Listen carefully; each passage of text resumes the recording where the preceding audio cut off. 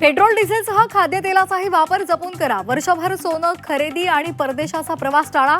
24 तासांच्या आत दुसऱ्यांदा मोदींचं देशवासियांना आवाहन। तर हा उपदेश नसून नाकर्तेपणाचा पुरावा। मोदींच्या संदेशानंतर विरोधकांची जोरदार टीका। अमेरिका विरुद्ध इराण युद्धाच्या पार्श्वभूमीवर होर्मुझमध्ये तणाव कायम। आंतरराष्ट्रीय बाजार कच्च्या तेलाच्या किमतीचा भडका। कच्चं तेल $104 प्रति बॅरलवर। पेट्रोल डिझेलचा भडका उडण्याची शक्यता। नाशिकच्या कंपनीमध्ये पॉश कायद्याचं पूर्ण उल्लंघन। धर्मांतर प्रकरणामध्ये राष्ट्रीय महिला आयोगाच्या अहवालात ठपका।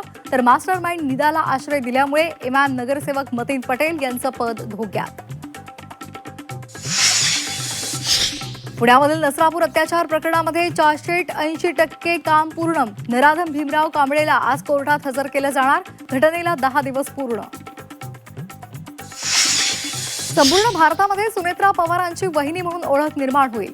राष्ट्रवादीचे प्रदेशाध्यक्ष सुनील तटकरे यांच्या वक्तव्यामुळे चर्चांना उधाण। सुनेत्रा पवार यांच्या इमेज बिल्डिंगचा पक्षातून प्रयत्न सुरू असल्याची चर्चा।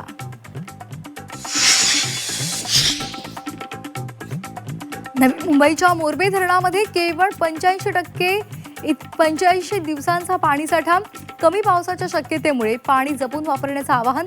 तर उद्या नवी मुंबईमध्ये पाणीबाणी। राज्यामध्ये पुन्हा एकदा उष्णतेची तीव्र लाट। विदर्भ आणि मराठवाड्याच्या कमाल तापमानात 2 ते 3 अंश सेल्सिअसनं वाढ होणार असल्याची माहिती। महामुंबईकरही उकाड्यानं हैराण। पारा 40 जवळ। वाढत्या उन्हाच्या तीव्रतेमुळे गृहिणींचं किचन बजेटही कोलमडण्याची शक्यता। आवक घटल्यामुळे भाजीपाला महागला। कोथिंबिरीची जुडी 50 तर फरसबी प्रति किलो थेट 250 रुपयांवर। देशामध्ये 3 मे रोजी पार पडलेल्या नीट परीक्षेचा पेपर हा आधीच फुटल्याची भीती।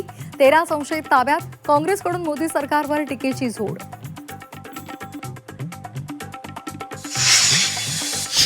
दाक्षिणात्य अभिनेत्री त्रिशा कृष्णननं राजकारणात प्रवेश करणार। TVK कडून निवडणूक लढण्याची शक्यता।